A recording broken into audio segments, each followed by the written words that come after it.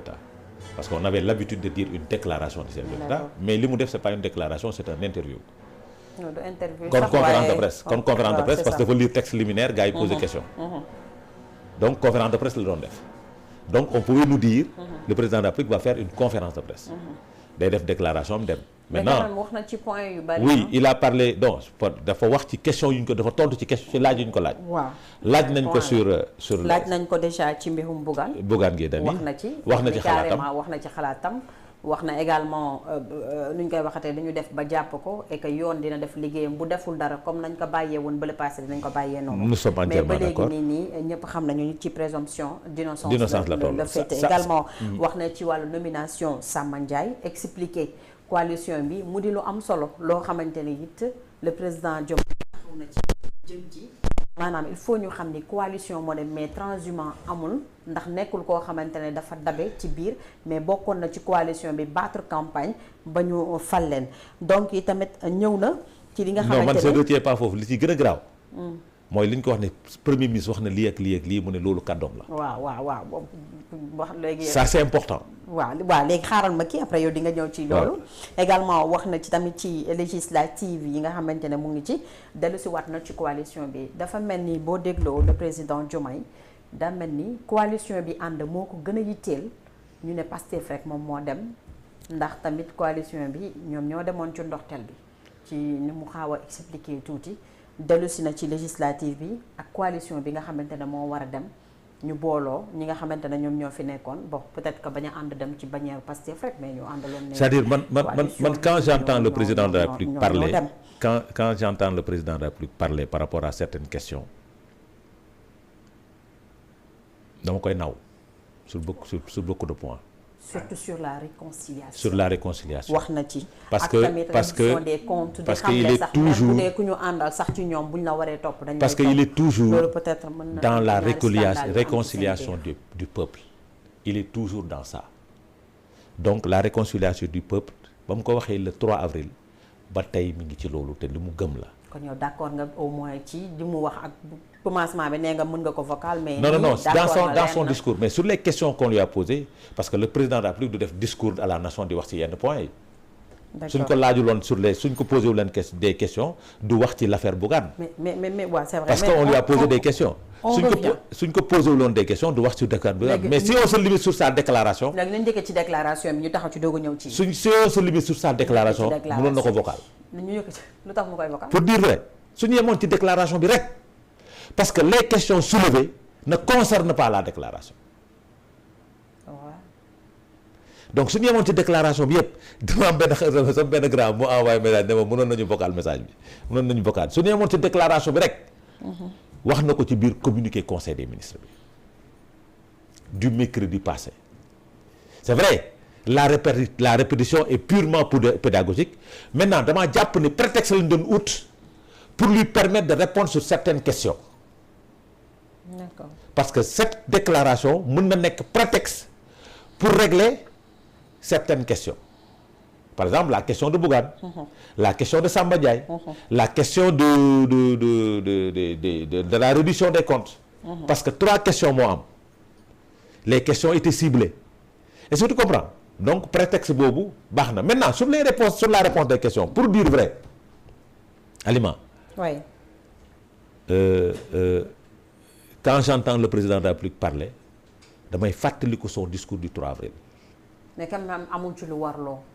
amul lu warloo parce que il est dans la réconciliation. il s'est mis dans la peau d'un président de la République de tous les Sénégalais. parce que wax na ko nee na nu mu mën a demee ñu votel ma ñàkk ma votel je suis le président maintenant nag de tous les Sénégalais. li feeñ mooy am na lu waroo diggante moom ak son premier ministre. D'accord. parce que premier ministre am na lu mu wax. pour parler de correctif. moom àndul ci loolu. ci côté nomination. ci côté nomination Samba Ndiaye. est-ce que tu comprends taxawaay bi mu taxaw par rapport à Bougane c'est le taxawaayu président de la République la war a doon nekk à équidistance des pouvoirs moom laa la wax. taxawaay bi mu taxaw ci mbirum Bougane taxawaay boobu la war a am nekk à équidistance des pouvoirs Parce que le pouvoir judiciaire, il l'incarne pas. Il l'incarne pas. Même si il a essayé d'expliquer le pourquoi. Faut sax duma d'accord ak moom parce que waru ci woon dugg. Il n'a pas à essayer d'expliquer le pourquoi l'arrestation de Bougane. N'est-ce pas? Sur la reddition des comptes aussi, je suis d'accord. Parce qu'il a tout le temps dit. Il a tout le temps dit, les gens bénéficient de ce qu'on appelle la présomption d'innocence.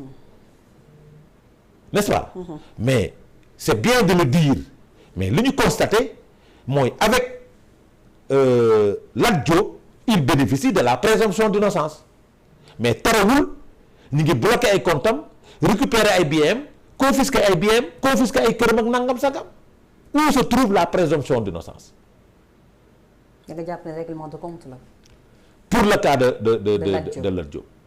Parce que quand le chef d'État parle de présomption d'innocence par rapport à la reddition des comptes et tout, que Lat Diop bénéficie de cette présomption d'innocence, condamné guñu ko, ñu bloqué ay compte bancaire am, confisqué ay biens, il y a problème.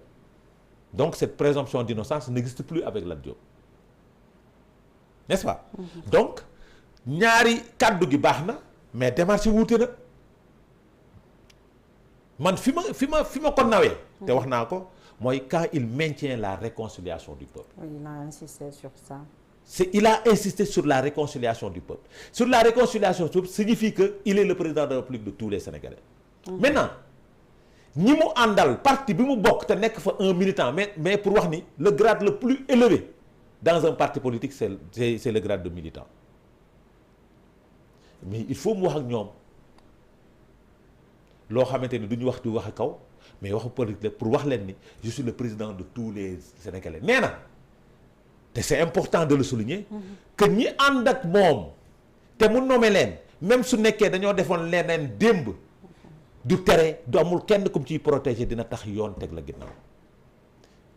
C'est bien de le dire mais on a entendu le président de la République wax ñu ne dafay déclassifier dañuy publier tous les rapports.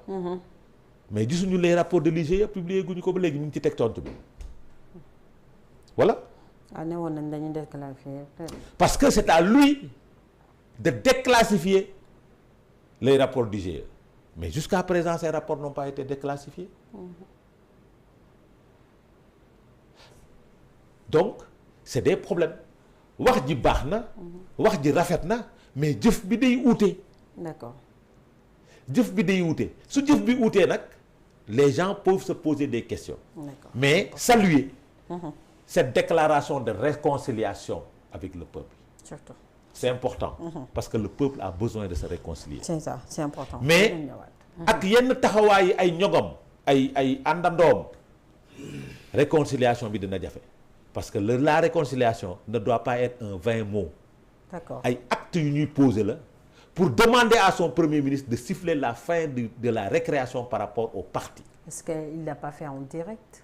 Il l'a fait en direct moom. Il l'a fait en direct. C'est important. Parce que nee na dinañ ñëwaat. le premier ministre wax moom la concerné. C'est ça yow loolu moom Parce intérêt que le pouvoir de nomination ne revient pas au premier ministre. Balde wax na ko sànq article 44 de la Constitution. Le pouvoir de nomination ne revient pas au premier ministre. Le premier ministre ne fait que contresigner contre son gré des fois ces décrets.